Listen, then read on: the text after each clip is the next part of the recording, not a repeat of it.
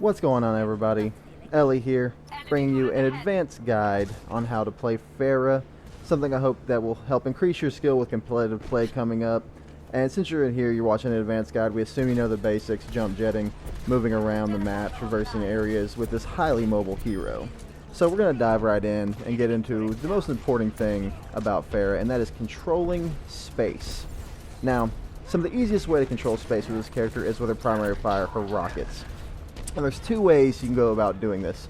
The first of which is pretty much what everyone does. You jump jet into the air, hover, and start shooting rockets down onto the enemy team.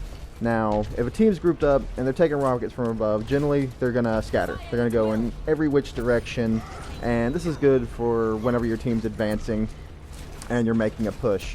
But there's actually a second way you can control space with a primary fire, and that's just on the ground. If you start launching rockets into a opposing grouped up team, generally they're only going to split in two directions, pretty much right down the middle of your rockets, which is very good for flanking teammates. So you have a 76 or a tracer flanking someone going around a specific direction. You're going to want to be on the ground launching your rockets to try and break the team into two instead of sending them scattering in every which way. Because if they scatter, you don't know where they're going to go, and they could just run in and find your flanking teammates. Whereas if you split them up, you actually make them into two units, two groups, then your teammates have a better chance of picking off some of the smaller group. So that's basically how you control space with a primary fire. There's not really a lot there, but you do want to remember that whenever you're in the air, you're going to scatter them every which way. When you're on the ground, generally you're going to break them up into two groups. So now we're going to get into her main way of controlling space, which is her R1 ability, or her E on the PC, which is her little plasma thing she shoots. And there's the obvious ways. Knocking people off ledges, of course, is one of the common ways to do it. Another common thing is knocking a Mei back from freezing a teammate. Or knocking a Reaper back, getting some distance for you or your teammate, or shooting between you and a Winston, creating distance between the two of you. Those are the obvious uses for R1, for her R1 ability. But something I want to get into that I like a lot that you can do with Pharah is against a grouped up team, you can actually pick an enemy, or help your team pick an enemy, I should say. You got to call it out first. So you go in the air, you look for the enemy healer, the enemy Mercy, Lucia, whatever they're playing, and you call out to your team. You say, I'm about to launch Mercy to the right of Reinhardt's shield. You call it out, let them know she's coming.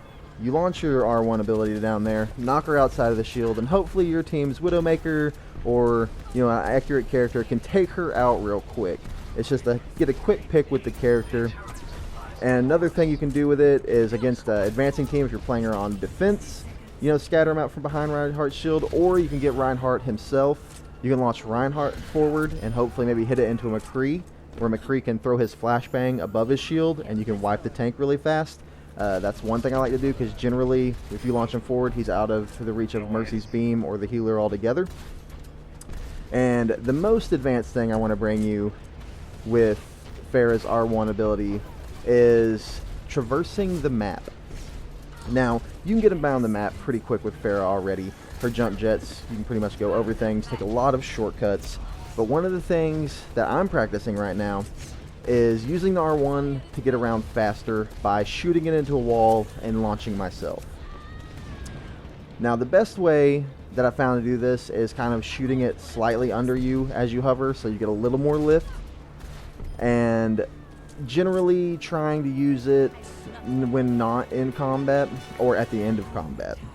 And what I mean by this is you have to take your focus away from combat whenever you're doing it. So I try to only use it when I'm getting to the point or when I'm returning from a strafe.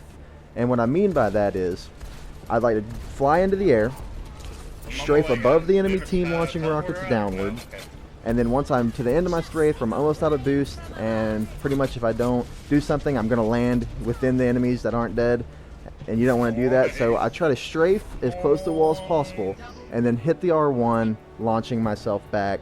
Just a quick and easy way to end a strafing run and return safely. So these are my advanced tips for playing the character, guys. Let me know what you think in the comments. Let me know if you got any tips for me to help my Pharah play. And if I helped you out today, go ahead and leave a like. So I'm doing McCree next. Be on the lookout for that video, and go ahead and subscribe if you want more. Thanks everyone, and I hope you enjoyed what you saw today.